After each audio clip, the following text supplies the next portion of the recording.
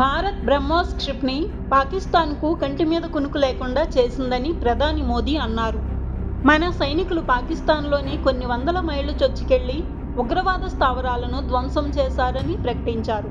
మన సాయుధ బలగాలు వీరోచిత చర్యలతో పాకిస్తాన్ సైన్యం యుద్ధాన్ని ఆపమని వేడుకోవాల్సి వచ్చిందని ప్రధాని వెల్లడించారు.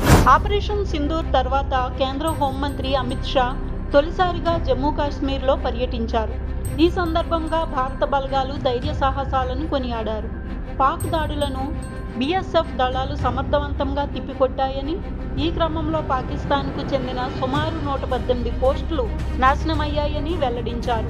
శత్రువుల సమాచార నిఘా వ్యవస్థలను మన వాళ్లు ఒక్కొక్కటిగా కూల్చివేశారని, ఈ నష్టం నుంచి కోలుకోవడానికి పాకిస్తాన్కు కనీసం 4-5 ఏళ్లు పడుతుందన్నారు. భారత నౌకాదళానికి చెందిన ప్రతిష్టాత్మక విమాన వాహక నౌక ఐఎన్ఎస్ విక్రాంత్ను కేంద్ర రక్షణ శాఖ మంత్రి రాజ్నాథ్ సింగ్ శుక్రవారం సందర్శించారు. ఈ సందర్భంగా ఆయన మాట్లాడుతూ, ఆపరేషన్ సింధూర్ సమయంలో భారత నౌకాదళం ప్రదర్శించిన అద్భుతమైన సముద్ర సంసిద్ధతను కొనియాడారు. మన నిబంధనలకు అనుగుణంగానే ఆపరేషన్ను నిలిపివేశామని, ఆ సమయంలో నౌకాదళం పాత్ర ప్రశంసనీయమని అన్నారు. కన్నడ భాషపై తాను చేసిన వ్యాఖ్యలపై క్షమాపణ చెప్పాలనే డిమాండ్లను కమల్ హాసన్ తోసిపుచ్చారు. తానేం తప్పు చేశానని ఎదురు ప్రశ్నించారు. ఏదైనా విషయంలో తప్పు చేస్తే అప్పుడు ఖచ్చితంగా క్షమాపణ చెబుతానని, తప్పు చేయనప్పుడు క్షమాపణ చెప్పనని తేల్చి చెప్పారు. ప్రజాస్వామ్య దేశంలో చట్టాన్ని, న్యాయాన్ని పూర్తిగా నమ్ముతానని, వాటిని గౌరవిస్తానని అన్నారు. ఐపీఎల్ యువ సంచలనం వైభవ్ సూర్యవంశీ ప్రధాని మోదీ ఆశీర్వాదం తీసుకున్నారు. పాట్నా విమానాశ్రయంలో తన తల్లిదండ్రులతో ప్రధానిని కలిసిన వైభవ్ ప్రధాని సూచనలు శ్రద్ధగా విన్నాడు. ఈ విషయాన్ని ఎక్స్ ఖాతా ద్వారా ప్రధాని మోదీ తెలియజేశారు. 14 ఏళ్లకే ఐపీఎల్ అద్భుతాలు సృష్టించిన వైభవ్ను మోదీ ప్రశంసించారు. తన తండ్రి కేసీఆర్ను కలిసే అవకాశం వచ్చినా కొన్ని కారణాల వల్ల కలవలేకపోయానని బీఆర్ఎస్ ఎమ్మెల్సీ కవిత తెలిపారు. మరోసారి మీడియాతో చిట్చాట్లో మాట్లాడిన కవిత, తన లేఖ ఎలా బయటకు వచ్చిందనేది తెలియాల్సి ఉందన్నారు. తన తండ్రి తప్ప బీఆర్ఎస్కు మరొకరి నాయకత్వాన్ని అంగీకరించేది లేదని మరోసారి స్పష్టం చేశారు. తనకంటూ ప్రత్యేక జెండా గానీ ఎజెండా గానీ లేవన్నారు. బీజేపీ బీఆర్ఎస్ మధ్య రహస్య అవగాహన ఉందని, అందుకు అనుగుణంగానే పరిణామాలు చోటు చేసుకుంటున్నాయని టీపీసీసీ చీఫ్ మహేష్ కుమార్ గౌడ్ ఆరోపించారు. BJP MP Etela Rajendra, BRS MLA Harish Ravula మధ్య రహస్య భేటీ జరిగిందని చెప్పుకొచ్చారు. అదే సమయంలో 2 పార్టీల మధ్య అవగాహనకు వచ్చారని విమర్శించారు. బీజేపీలో బీఆర్ఎస్ విలీనానికి ఎవరితో చర్చలు జరిపారో కవిత బయట పెట్టాలని కేంద్ర మంత్రి కిషన్ రెడ్డి డిమాండ్ చేశారు. కల్వకుంట్ల కుటుంబ డ్రామాలో తాము భాగస్వామ్యం కాపోమన్నారు. ఇది డాడీ డాటర్, సిస్టర్ బ్రదర్ మధ్య సమస్య అని, తెలంగాణ ప్రజలకు సంబంధం లేని అంశమని అన్నారు. కేటీఆర్, కవిత, హరీష్ రావు మధ్య ఆస్తుల పంపకాల విషయంలో గొడవలు జరుగుతున్నాయని మంత్రి కోమటిరెడ్డి వెంకటరెడ్డి ఆరోపించారు. అయితే ఈ విభేదాలు బయటపడి వారు విడిపోకుండా ఉండేందుకే వారంతా కలిసి డ్రామా ఆడుతున్నారని చెప్పుకొచ్చారు.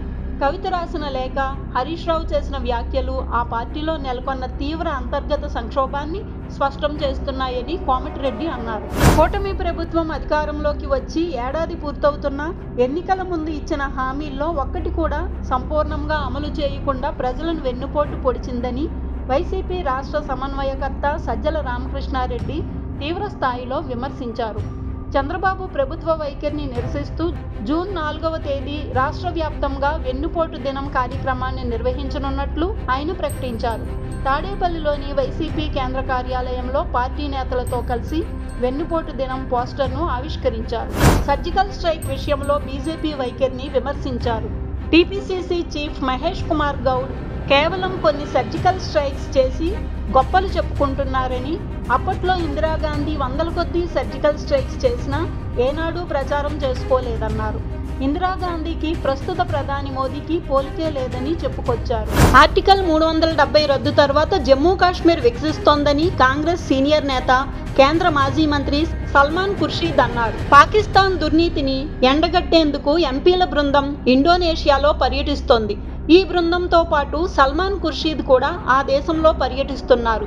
ఈ సందర్భంగా కాశ్మీర్ ఎప్పటికీ భారత్లో అంతర్భాగమని తేల్చి చెప్పారు. థాయిలాండ్లోని ప్రత్యేక టైగర్ కింగ్డమ్ను సందర్శించిన భారతీయ పర్యాటకుడికి భయంకరమైన అనుభవం ఎదురైంది.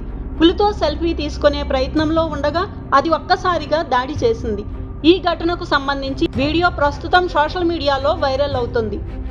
ఓవైపు ట్రైనర్ కర్ర సాయంతో పులిని కూర్చోబెట్టేందుకు ప్రయత్నించిన అనూహ్యంగా ఆ పులి పర్యాటకుడిపై దాడి చేసింది.